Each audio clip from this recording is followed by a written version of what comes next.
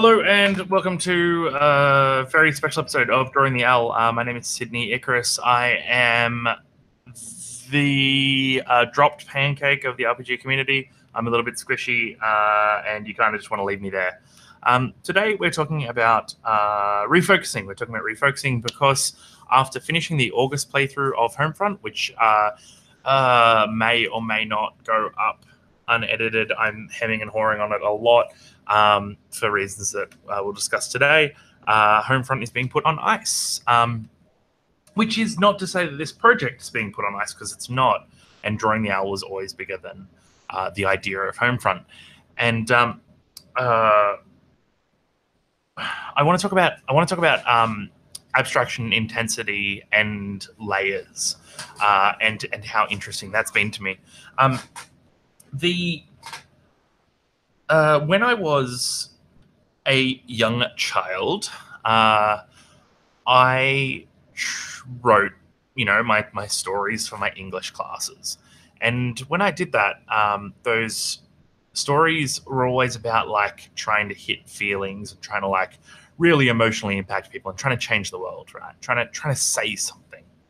And I think there's this real immature way that we view art, and specifically the way that immature way that I view art, where if things don't like mean something, then they lose value.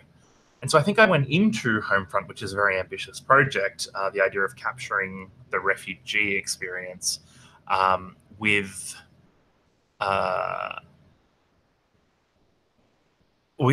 that same belief, with the idea that I was going to do a game that generated feelings, that meant something, that said something about the world, and that was going to be a bit of impact and a bit of legacy, and that was where it was going to have a lot of its growth from.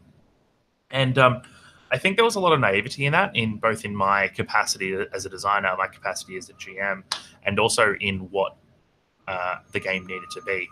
And so the experience we had during Homefront was that as the game started to click more, it started to feel less and less appropriate. The more the game worked, the less it was working.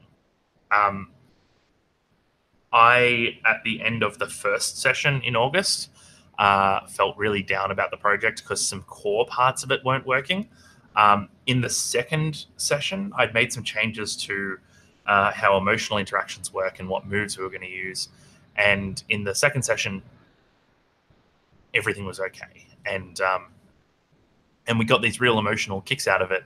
And I'd left kind of the war on the doorstep, because that wasn't what I was focusing on. As you've seen in each of the playtests I've run, when I discuss them, I have 3 goals at the end of it, and none of those goals in that session. So they were focus more on how characters feel rather than what characters do, break up clicks and explore character change and whether that needs to be mechanized. None of those involve the war and the like oppression of that. None of them involve the resourcing or anything like that. The resourcing changed from physical scarcity to emotional scarcity, and it put a lot of the focus on the relationships, which is great, which is really great. It was what I wanted. But in the third one, I made a concerted effort to bring the war back into it. And what we found was that these characters that we had really enjoyed spending time with and really gotten to empathize with over the time that we were with them, the intensity became too high when those characters started to suffer. And it left me in a position. And this is the position I'm in, and this is why the decision's been made to ice Homefront for the moment. My options are either continue to play a game that I don't feel is enjoyable and I think hurts people, and I think really, really hurts the people that play it. And I say that because it hurt me, because like the intensity and the disappointment and the sadness and the realization of what happened in the game and how that refers to the real world,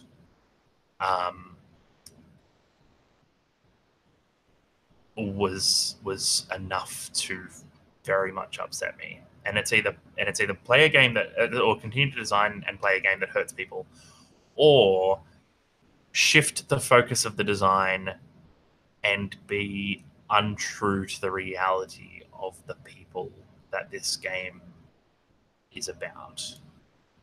Which neither of which are good options. Hurting people through games is okay, in the same way that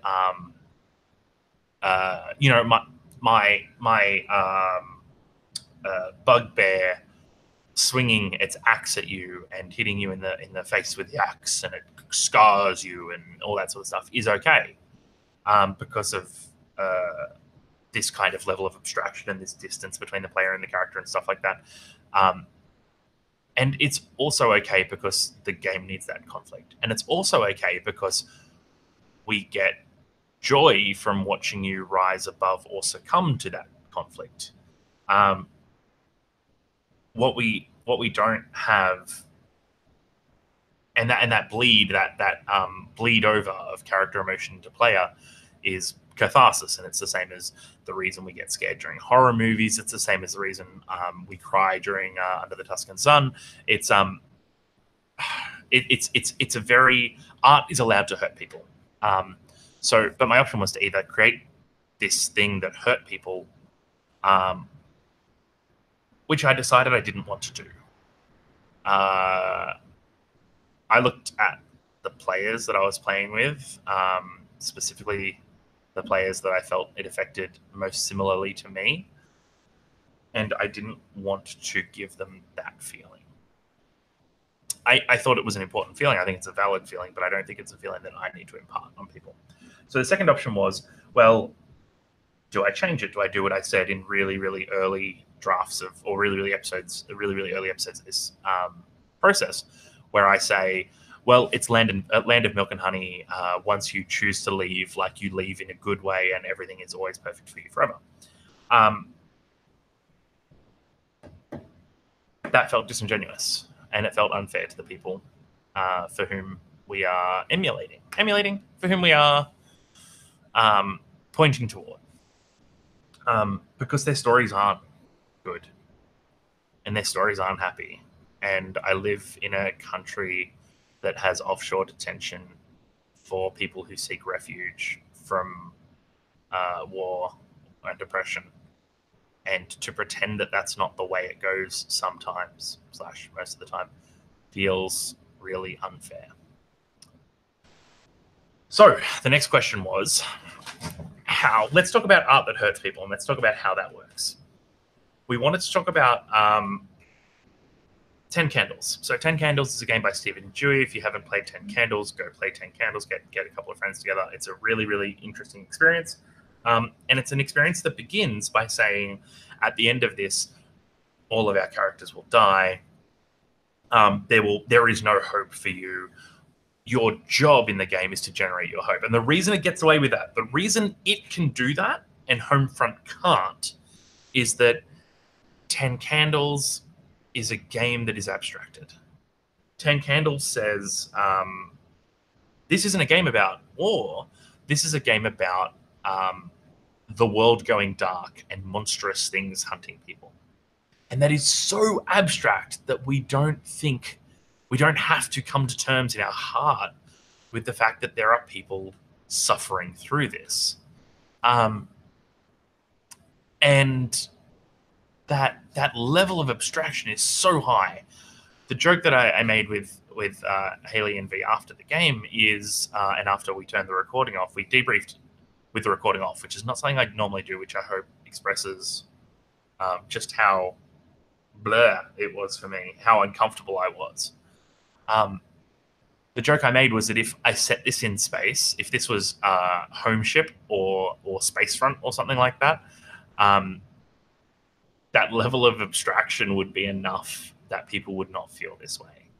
If this was a game about astronauts who were trying to gather resources to build an escape pod to get home, we would never feel like the level of like intense discomfort that we felt at the end of Homefront. And that's maybe an option, right? Maybe an option.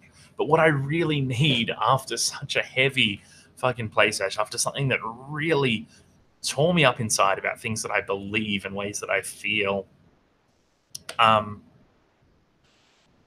need time. I need space from Homefront as an idea. So we've got Home Ship, we've got Home Submarine, we've got a lot of options, but I need room to reapproach it. And at the moment, that room can't be generated by designing. I can't both design and breathe. So Homefront is not going away forever. As I said, it's going on ice, and it's going on ice because if I abstract, it can work. And the reason it can work is that with all the work we put into it, the tech has advanced considerably.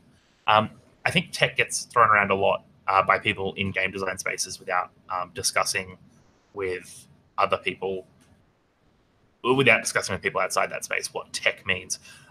Tech to me is simply the mechanics of the game and how the mechanics of the game reinforce the feeling the game's trying to generate. So the list of skills and in D&D is tech. The fact that those skills are there is a tech option. Rolling 2d6 and getting a trifecta of results in Powered by the Apocalypse is tech. And some would say is the reason Powered by the Apocalypse has been so functional. And the reason a lot of its successors have been functional. But let's talk about the tech. Let's talk about the tech in Homefront. Okay, so what I want you to do is we're going to screen share this MF right here. I'm going to talk about tech. So this has worked out really well. The core loop that is taking longing on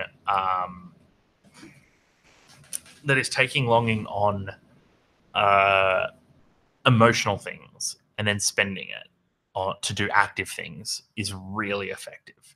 It's effective for a couple of reasons. One is that as this went on and longing triggers got bigger and bigger and bigger, they speak so much to the character. This broad one got used like more than anything else. The I feel bitter, hurt, anxious, frustrated, or sad. But these other ones got used considerably. Being grossed out by something yucky, pushing away people in need, that sort of stuff. So that was a really effective way to approach stats, and I like that. I still like that so much more than stats. It still meant so much more to me that players were deciding like how much they wanted to invest, and players really grokked onto it. And by the time we got to the third session, where some people had played like 4 or 5 games, they got it. They were taking longing all the time. They were pushing longing out. It was perfect. It was exactly what I wanted it to be. So that tech is really solid. By the same token, this tech down here about like having a result that works together, a higher result, a lower result, regardless of what they are. Some of these are really weak at the moment, and that's fine. But because I was losing the thread of what I wanted Homefront to be by the end, this works in a way. You choose works. And it's interesting in a really different way, especially in moves like Feel Them Out. Feel Them Out is a really strong move as far as I'm concerned. It hit where I really needed. These higher result ones about like, show me how I bother you, show me what you're afraid I'll do. They're really good at generating like emotional barbs in conflict. Rolling 1d6 together is really strong. There's so many very, very, very cool things that happen in that. Squirrel Away never worked because I never got the hope economy down. Conditions worked all right. These escalates. I want to talk about escalating. Oh no, I'll talk about escalate moves later. I really like them, and I want to talk about them. But overall, this tech worked. This like opening credits thing that I do, putting that in a codified way was really important to me. So Homefront's not broken, it's not terrible, it just needs to sit aside for a little bit. But we've got all this good stuff. So what are we going to do with the good stuff? Well, here's the key. I still want to do something about people and their emotional interactions. I still want to do things where we feel things. I still want to do things that has an endpoint and that people are building toward.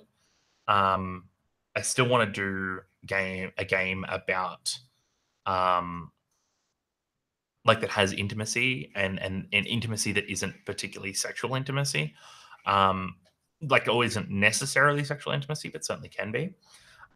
So what I'm going to do is I'm thinking about doing a game about cowboys. Now let's talk about this. So Homefront's final structure and part of its tech that really worked is that it had phases. It had this emotional phase. So play was codified a little bit more. You opened the game on this phase where you went out and you spent the resources that you'd built to achieve something. That's your cold open for the game. Think of it like in Night Witches when you do your night missions and you go out and you bomb shit. Or, except in this one, it was you go out, you spend hope to roll to get resources. And then you get what you want and you have a good time. Or you spend that to recover and, that sort of stuff. And that tech really works because it does two things. It creates a cold open, which is really, really good. I love cold opens in my games where you're like, okay, you're out, you're exploring. Where are you? You're in a high school. What are you looking for? How are you getting through this? Tell me all about it. Okay, fucking roll these bones. And the moves, let's get the move up because it's not a bad move. The results are bad, but the structure of the move is good. So Nightmare Scratch. When you scour the city for supplies you need, roll plus hope spend, right? So again, hope is this. I'm gonna have to do it hardcore.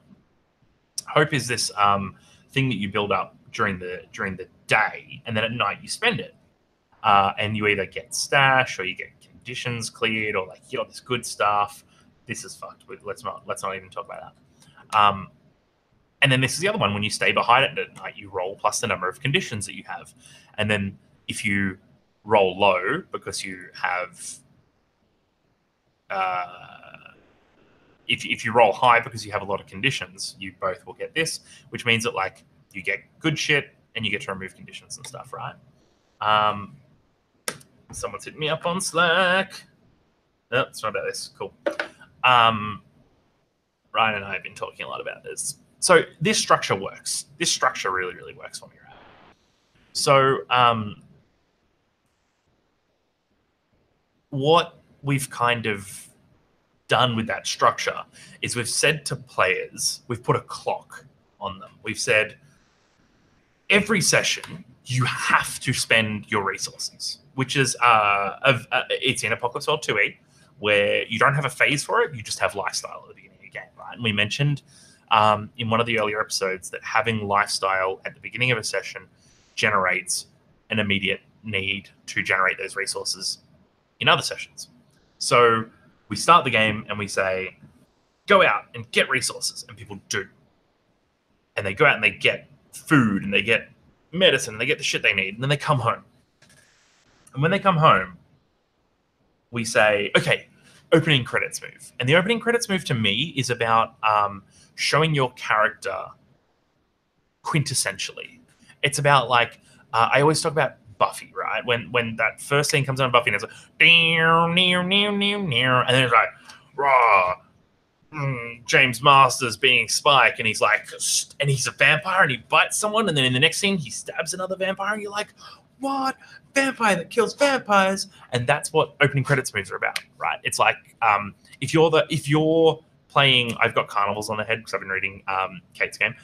If you're playing a strongman, your opening credits move is you lifting shit, right? It's you get narrative authority to show us who your character is.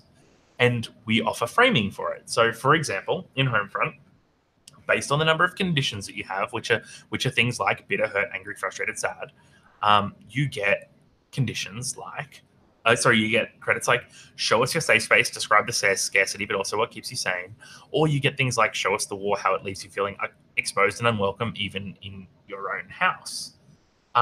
So this is a really cool way of saying to players, go out, find shit, come back. Okay, now, who are you? Like, what's your fucking deal right now? When we want to play this game, and we're about to play the bit where I pick up my action figure and I pick up your action figure and I bot them together to like, take that Optimus Prime. And when we do that, I want to understand your character. I want to know, I want to be as informed as possible about how you perceive your character, so that when I pick up my action figure and move it towards you, I know you've got my back to move that action figure back to me, right? For example, I pick the strongman playbook, but I say to myself, and only to myself because I'm bad at games, I say, I want to be a strongman, but I want to do like, I want to only focus on his emotional weakness. And I want to like only use his strength to show his emotional weakness. So like, he's a strong man that never wants to be strong, right? And then you say to me, well, I'm playing the tightrope walker and I want to show her need for others, right? Because she's up there on this tightrope exposed. So I want that metaphor. So what we're going to do is my tightrope walker walks up to you and says, hey, I've got this jar of pickles. Can you open it for me? I'm too weak. And I hand it to you. And then I look at you as the strong man and I'm like, are you fucking serious? Like, I didn't want this. I didn't want to lead with being strong. Why are you doing this? Why are you putting me as a player in a position to have to play my character like this fucking like weirdly against the way that I want to play them? So what credits moves do is they say to us, who are you and what do you want to see? And it's kind of like, if you read the Gauntlet blog about Wishes and Stars, it is very much a it is very, very similar to a limited version of Wishes, where instead of saying, in this game I would like to see, we say, I see my character as this. So the benefit to this is that I have singular narrative authority over my character. I have frames to ensure that I'm hitting tone. So my frames for this are like, show us how you help the others, why you're important to them, but also why you don't feel like you're enough, which is like bits of good, bits of bad, which is what Homefront was all about, or is all about. So show us how you help the others, why you're important to them, and why you feel like you're not enough. That frames your tone. It frames the things that I want to see you doing. It's not like, show us how you pick up a grenade and throw it at the bad, like it, because that's not what the game's about. So credits moves were a really great piece of tech that really did what I wanted them to do. So our phases so far are night phase, resource phase, where you like go out and you get shit, and it's abstract and it's very, very condensed. Again, think Night Witches bombing runs rather than Blades in the Dark heists, which in my experience are usually a little bit more involved. Then we've got the credits phase, and the credits phase, I need an intro phase, I guess. Opening theme, the theme song phase, which is about you expressing what your character's like so that we can get to know them before we have to push them against each other. And then we have the day phase, or the interactive phase. No, that's a shitty name because the others are interactive as well. We have the day phase, which is the emotional volatility phase, I guess, where you need to build up resources for the night, and you need to do that by doing what the game wants you to do. And it's all about throwing characters up against each other. In Homefront, in Night Witches, it is also about throwing characters against each other, but also has options for throwing characters against the wall in like the scrounge move and shit like that. Right? So like that phasic play, which I was a little bit nervous about doing, is really more about codifying structures that I have in my games anyway, and really, really worked out. So that is the phases, the tech phases. What else can we talk about that's super, super interesting or super useful?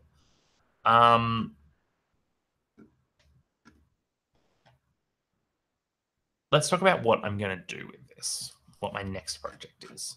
Because again, this is the key. This is the true drawing the owl shit. And this is why I feel so insanely vulnerable about this right now. I didn't fail, but man, I sure as fuck played a game that shows me what I don't want to play. Which is like I guess that's a useful thing. It is a useful thing, but it's also a very vulnerable thing, and it's a very upsetting thing because I did bad. I did bad. I was naive. I was I overestimated my own capacity in a couple of ways, and I really wish I didn't do that. But that's okay, because that's what drawing the owl is all about. So I call this refocusing because it's going to be about refocusing. We've got this tech that I've talked about. We've got these phases. We've got this way of people working together, and we've got this stat system where you take stats and then spend them. So that's all really useful. And so what I'm looking at the moment is that abstraction. So I said before, if I put Homefront in space, we wouldn't have had this problem. So what I want to do is I want to talk about really similar things. I want to talk about working together and about intimacy and about being like you versus the world. But I want to do it in a way where characters are empowered, even though they're oppressed a little bit.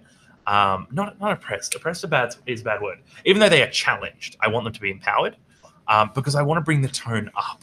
I need to get this like leaden weight of fucking children dying in war like off my back, and I need to talk about something that is a little bit less soul destroying to me at the moment. So we're going to talk about cowboys, right? Because cowboys are fucking great.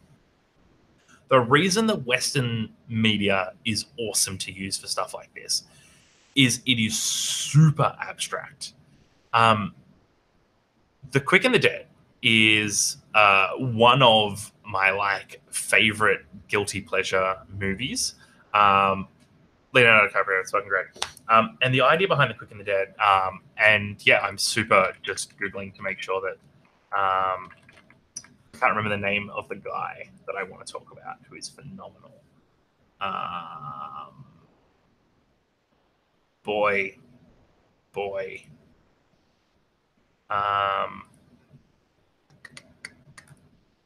No. Simon Moore. Simon Moore, the guy that wrote him, he's really goddamn good. And I really like the way that he approaches the interesting characters and that sort of stuff. And what you don't notice as you're watching The Quick and the Dead is that like people are fucking dying all the time, right? And Leo's got this really, really good scene in there. It's like, damn, that was fast. Oh fuck, watch it. It's so good. And the thing is that it's a movie about people murdering each other for revenge and stuff like that. But it's so abstracted because it's framed around this almost pop culture milestone of touchstone. Sorry, pop culture's touchstone of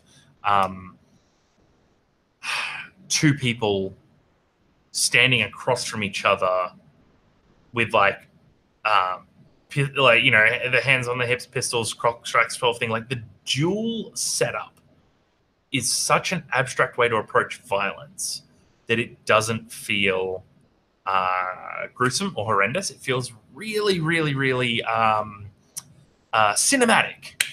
And that's what we're talking about. We've talked about cold opens. We've talked about intro phases. Cinematic is something we're looking at here about like character credits and shit.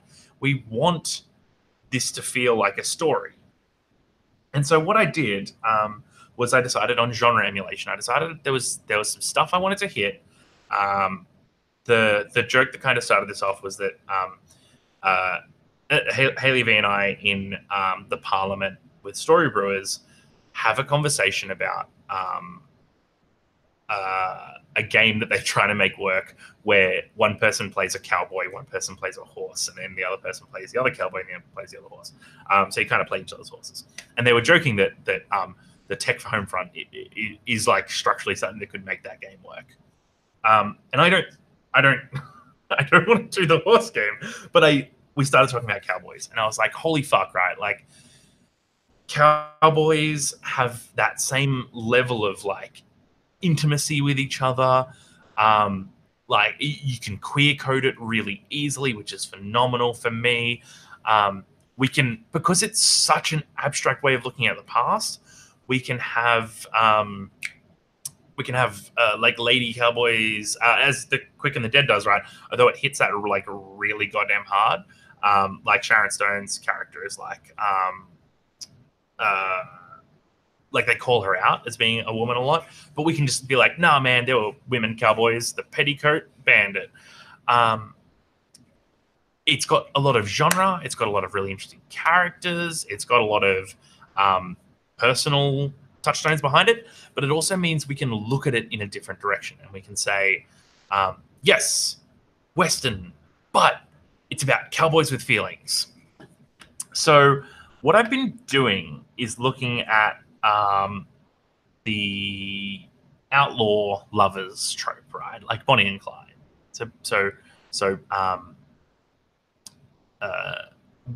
Interestingly, after rewatching Bonnie and Clyde, 1967 Bonnie and Clyde, man, I have some issues about using that as a touchstone. So what I'm doing at the moment, the phase I'm in at the moment, is about watching the genre touchstones, watching Bonnie and Clyde. You got to watch the Timeless episode that they're in. Trouble in Paradise, Gun Crazy, True Romance, Badlands, Thelma and Louise, Wild at Heart, like all these really seminal outlaw couple stuff. And I'm going to find some tropes. I'm going to find what I want in it, and then talk about my cats and what that's about. So what I really want from a tone perspective and from a cat's perspective is I want this same pressure to like succeed and get as much gold as you can and rob all the banks, but I want it to be like more hootin' and hollering and much less oh man, Ryan, Cowboys with Feelings is exactly what we're going to call this game while it's in it's called Outlaw Partners at the moment, but Cowboys with Feelings is really good. Yeah, so we can like I want hoots and hollers. I want one of the moves to be like when you like ostentatiously spend the gold that you earned or something like that. Like I want this really fucking there's a scene in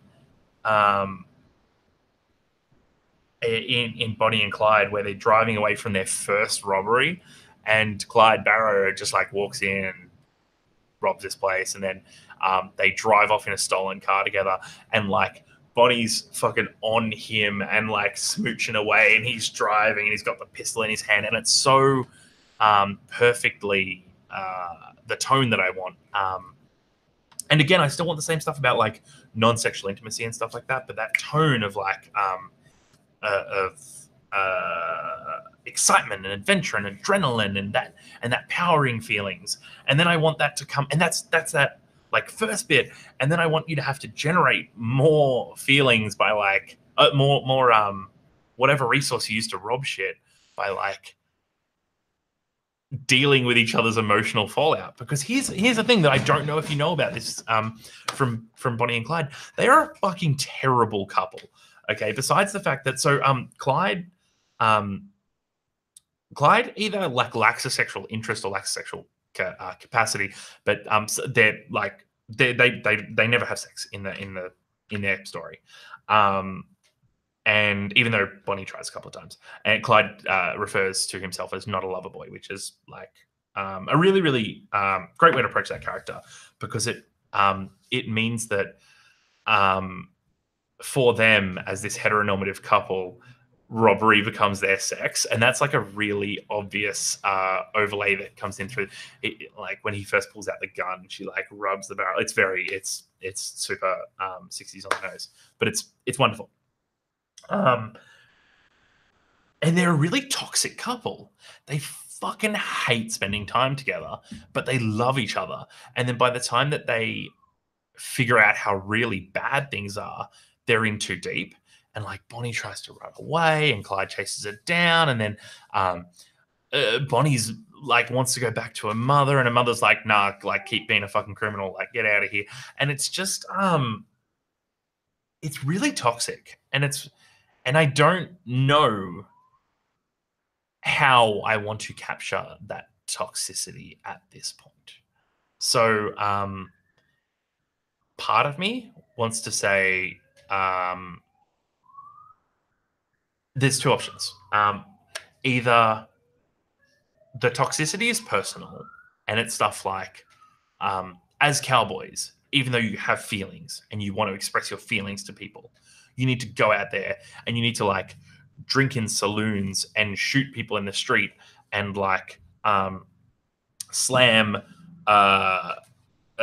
your shot glass upside down on the bar and order rum with 4X's out of a dirty glass kind of thing, right? Because you need to put on a face. Because when you go to rob someone and you say stand and deliver, the reputation of your gang is like the thing that moderates your success. So if I walk into a bank and I'm like, righto all y'all, this is the Barrel Gang, and we're gonna shoot you up if you give us money, the thing that triggers my success or failure, or my degree of success or failure, is the reputation, right? Because it's like, oh, Barrel Gang, they're so deadly and dangerous. Give him all of the gold, which is an option. A second option is that the toxicity is inherent in the relationships, and that it's about people that want to be together but don't, but like are really bad together. But the issue with that is, one, it feels like it's violating my hootin' and hollerin' tone, because man, those scenes in Bonnie and Clyde fucking suck. Like, you do not want Bonnie and Clyde to be together when that happens, and you know that it ends bad because it's Bonnie and Clyde. So you're just like, the fuck you, Bonnie, go home, because you just don't. You know the path it's going, and you can't stop it. So I don't know if I want that toxicity where like, so I imagine when you rob banks and when you like do criminal stuff, you take stress, and then you relieve stress by being horrible to the people in your crew, which I'm really like, it gives me this itch. It gives me this really uncomfortable itch. Not because I don't think it could be a fun game, because Monster Hearts is a game about being terrible to people that you love, but because Monster Hearts keeps you together in the same way that Bonnie and Clyde does, I guess, which is if you break up, you get caught by the police, which is a thing that the tech works really well for in Outlaw Partners Homefront tech, which is that because you roll together, you're forced to act together even when you don't want to. So maybe there is something to that. Maybe there is something about letting players drive away from each other with like maybe one or two moves that like push other people away, which relieve stress. So like dumping your toxicity on someone relieves stress, which like that's some kind of fucked stuff, but also might be a really interesting way to approach it. The other option that we have is that the pressure is external, so it's like the law's constantly going to tail you. The town doesn't want to help you, so you've got to make them help you. But it's hitting a really different way where it's like you two versus the world.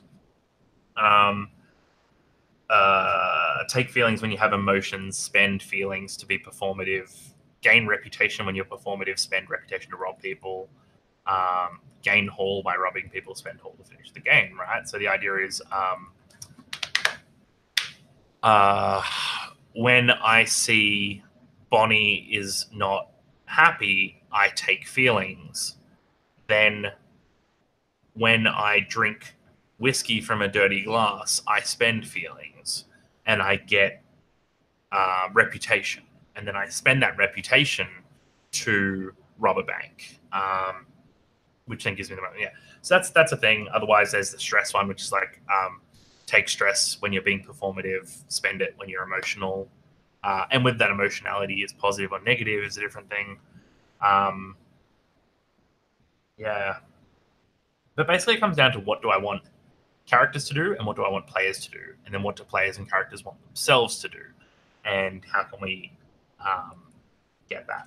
I do really like the idea of Clyde Barrow as a character is really good at swinging his dick around in public and then trying to be like really emotional and vulnerable with Bonnie. He's actually a really good representation of a character I would like a player to play, which is that he when he's out in public and like when he's talking to Bonnie's father, I think it is, maybe CW's father, I can't remember.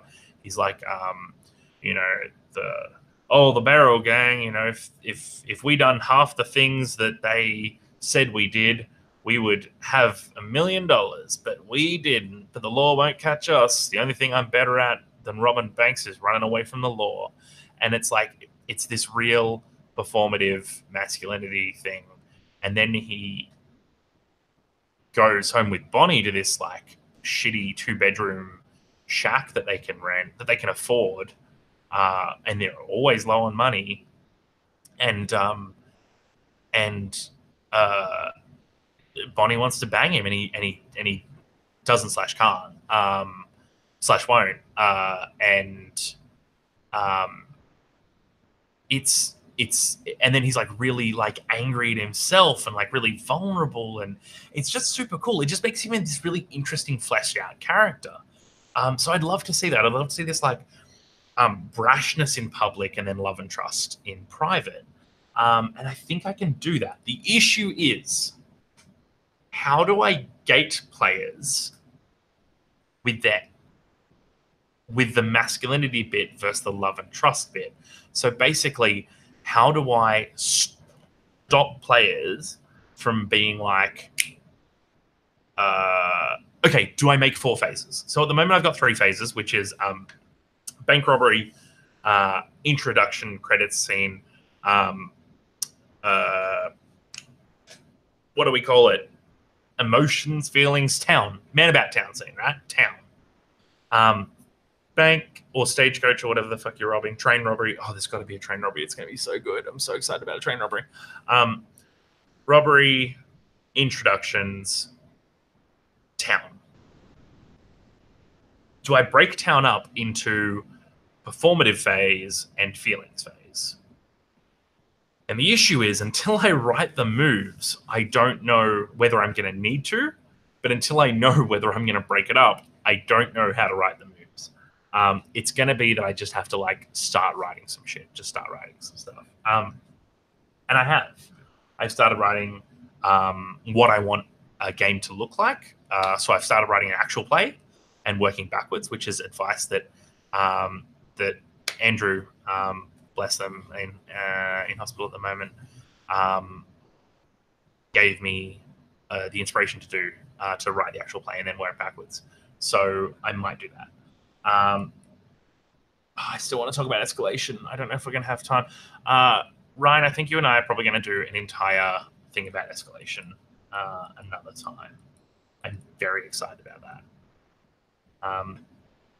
Maybe Haley. She really enjoyed the escalation chat, so that would be a good option too. The idea is at the moment we're in this position where we have a lot of decisions to make about what we want Outlaw Partners to look like, but we have a lot of tech. We have a lot of stuff behind us. Homefront has given us such an awesome skeleton to work with and has developed my skills so much that I don't particularly feel like I failed. What I will say though is that and this is the thing. This is the thing about drawing owls is that I'm not when I sat down in front of you for like episode 1. You're right. Really good chat hits from Ryan. When I sat down in like episode 1, I said to you that we are looking at the 3 circles. That drawing the owl right now was the 3 circles, and that we were going to draw the rest of the fucking owl. The thing about the way that art and especially game design has been presented to us is that we're always taught they're the only 2 steps. So when you do what I'm doing now, which is you go back, we're going back to those 3 circles, but we're not. We have so much stuff done. We're not starting at step 1 anymore. We're starting at like step 70. And yeah, granted, there's 355 steps, but we're starting at step 70, not at step 1. And that is such a beautiful experience to have. And I'm bothered. I'm bothered really much. Like I'm bothered at a very personal level how much damage I think I had to do to other people and myself to get here. Like how overly ambitious I was and how reckless and dangerous that was. And I'm so lucky that I have the kind of people in my life that allow me to be reckless and dangerous with them without hating me for that core failing that I had. So my goal from here is to continue to absorb media. I'll watch some more outlaw couples things, do some moves, and I need to look into. And this is actually probably what I'll have a chat to Ryan about, because I think Ryan will, more than anyone else, know the answer to this. I need to figure out if I want this to be a 2-person affair, so a 2-protagonist affair, or if I want it to be a 4-protagonist affair. There's a lot of benefits to 4s, in that it's like industry standard, so obviously that's very inviting to people. But 3 really works for me as well. Having 2 in the GM, or maybe 2, and then have a system that supports a lack of GM, which is totally viable, right? I kind of want a GM because I kind of want someone playing the extra characters and stuff. I think that's much more interesting to me. And like, so Bonnie and Clyde is a story about 4 people, but one of them is the worst. One of them is the villain, Blanche, and Buck is not a particularly interesting character and not a particularly well developed character. So 2 players, we did Dogs in Darkness or Dogs in the Darkness or whatever the Dogs PBTA project with Ryan and Lauren, and those 2 alone working together with me doing the town was such an awesome experience because it was so intimate, and it was something that we actually don't get a lot. That real like degree of intimacy in these characters because we didn't have to worry about developing 4 of them. We just developed 2. So that's an option as well. I could talk about this for a long time, but I won't because I think it is at the moment a project about, or this is at the moment an episode about coming forward and saying that I made some mistakes, I overstepped, I am pulling myself back, and then I'm continuing in a different direction. The decision to recognize that something isn't working, recognize that it would take changes that I'm not willing to make or would take changes that I'm not able to make in order to fix it, and then to take 3 steps backwards, turn in a different direction, and move forward again. I don't think of as, no, that's not true. I do think of it as failure, but I know in my analytical brain that it's not failure. I just feel that way. And that's why drawing the L is important. That's why talking to you is important, because it's not about it's about motivating myself to keep moving forward, and it's about pushing myself to keep moving forward. It's about saying that I made a mistake, but like Queer Cowboys is such an exciting proposition. The idea of what Homefront could be and could bring the tone that I want to create the play that I want is so important. And I don't even think it's failing forward. Right? I think it's I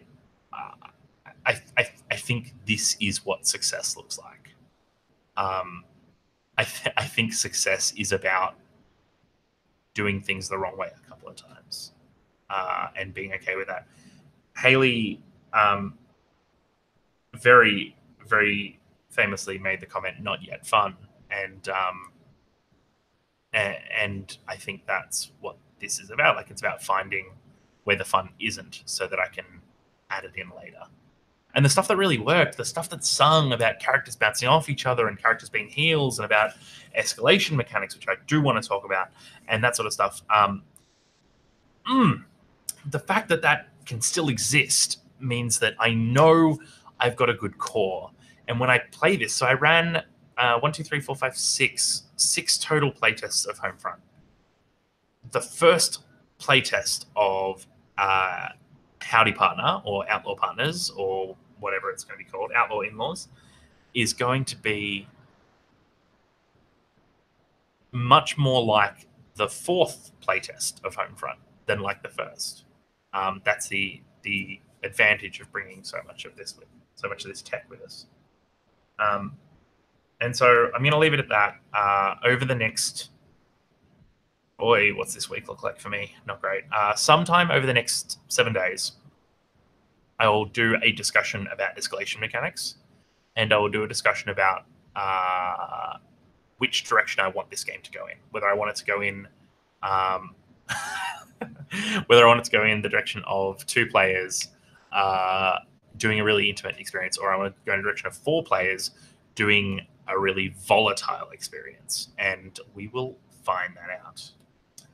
Until then, the important thing is that we care, and I've, like, it started as a dumb joke, and it remains a dumb joke, but the joke about keep giving a hoot is about still caring, and that's kind of what I need to do now.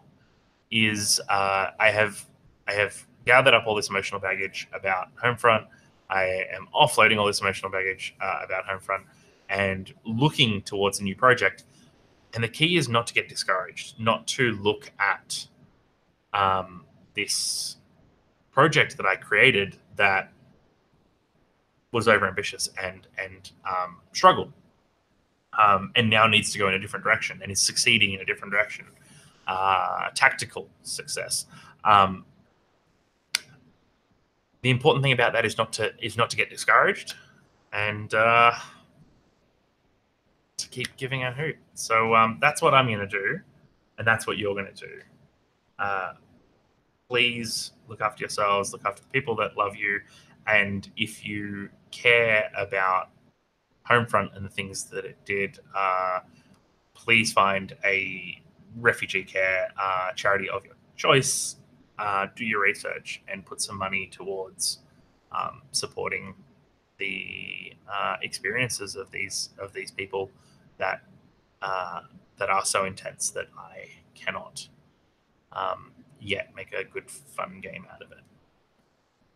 And until then, until that day, 7 days from now, when I come back and speak to you about numbers of players or escalation or whatever we end up talking about, I would like to ask you to join me and to keep on giving a hoot.